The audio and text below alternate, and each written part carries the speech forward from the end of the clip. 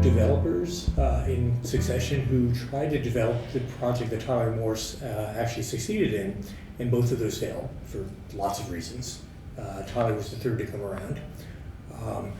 And BBB was still working for the Port Authority, and Tyler hired Anne Marie and her firm to do a lot of the concepts and really develop a plan to propose to the Port Authority for the development rights. And they were successful. Congratulations. And actually, Richard's partner Liz called me and said, "I gave your name to Tyler Morse. He's a nice guy. You should meet with him." So I went to his office, and after about 30 minutes of him explaining the project to me, all he had was an aerial photograph. He had no drawings of the site, and he said, "The reason these other hoteliers failed is because they didn't have the right math equation. You need to get 505 keys on this site, and if you can do that, we're in business." And so on a handshake, he did not look at anything we've ever done. He hired me. Yeah, and every time the construction manager would say, "Oh, we lost 2 weeks," Tyler would say, "Well, why haven't you submitted a plan for how you're gonna make those 2 weeks up?" You know, like a lot of times you sit in those meetings and it's like, okay, let's not slip anymore. But you know, Tyler was always very much like, okay, I understand you've lost 2 weeks, but now I need a plan to see how you make those up. And he's a good decision maker too. Yeah. Right? Yeah. Definitely had a vision.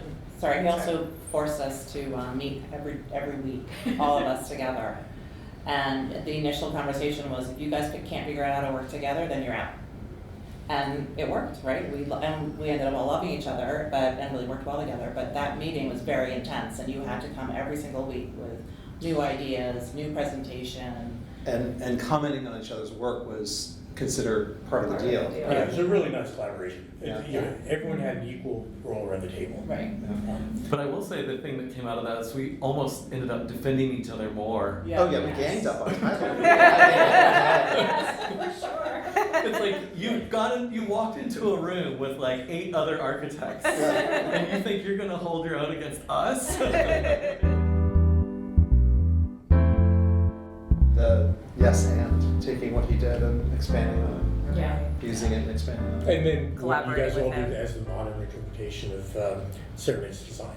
Yeah. A lot of the mid-century, you know, the lighting and a lot of the finishes were drawn right from the 60s. And then there were moments where it was like, you know, Sarah had found a great, you know, vendor for red carpet, and we were like, oh, we haven't met this vendor before, and we were all sharing materials, and we'd all walk in with our trays of materials, and then sort of shopping, you know, from each one to find like our favorite. This is the acoustical tambour for the event space, but the inspiration, or it was tied to tambour in the room.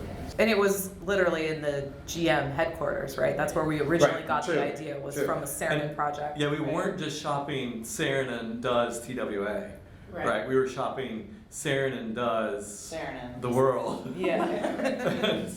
And you know, part of that was seeing what he had done in other contexts that didn't compete so much with, you know, the exuberance of the flight terminal. And wasn't it specifically like at GM's like executive office Yeah. or something? Yeah. Yeah, we looked at that office, and we were, you know, trying to get inspiration for a conference center, and so we started looking at his corporate work. So, you know, he did all these office buildings, so that was very interesting to apply those ideas to what it was effectively a conference center similar to an office.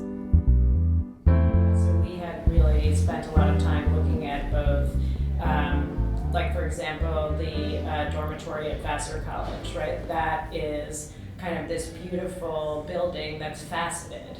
And so we knew we had to do something curved to respond to these, but we didn't want it to be swooping like Saarinen. So that was, you know, clue number one. And then we looked at all his rectilinear buildings, his orthogonal facades, to study the detailing of how the mullions on the curtain wall work together, and how he literally, it was like a tailored suit in the most kind of exquisite way. And so I think what is amazing about this project is that each designer that worked on the project studied Saarinen in every possible angle, and then brought all of that knowledge. And so we were all sort of riffing off of these concepts that he was using throughout his entire body of work.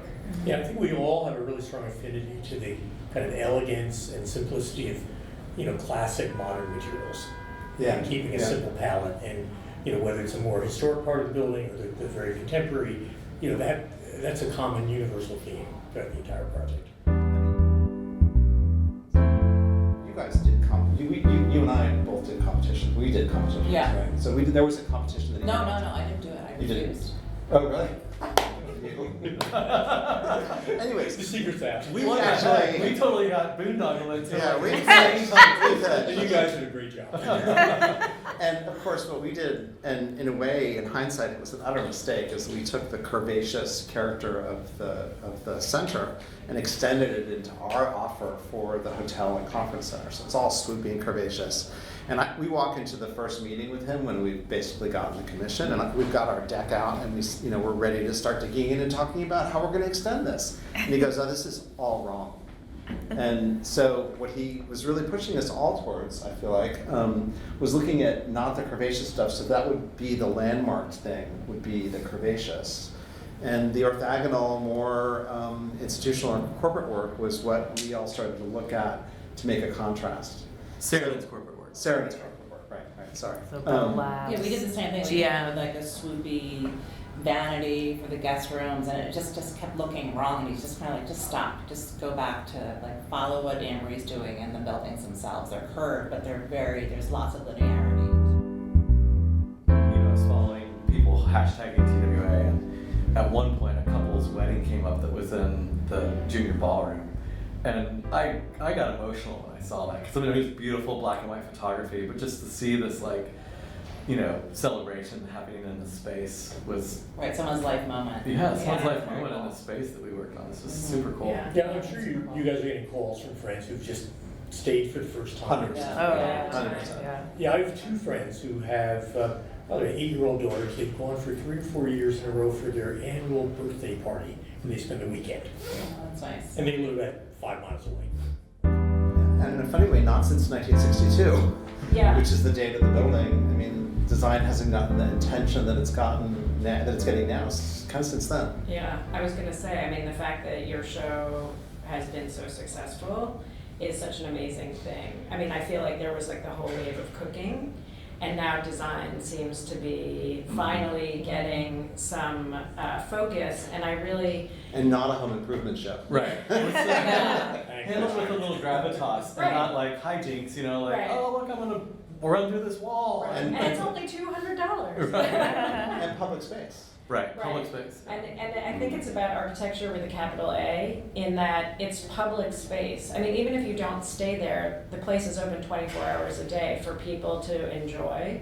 And I think for me as a native New Yorker, that is so exciting. And it is really emotional, just to see people come, to arrive, and have this kind of renewed excitement, both about the building and the place and about travel, and everyone has been so down, and I just feel like there is this feeling of hope in that space for whatever reason. I think it's a great role model that you can take what's typically a very banal building type, the airport hotel, Yeah. and really push the boundaries of that, which is encouraging for all of us in all of our work, that you use as an example for other typologies that don't have to be the cookie cutter. Where good design hasn't been brought to it yet. Right. Yeah. And True. in Europe, So true.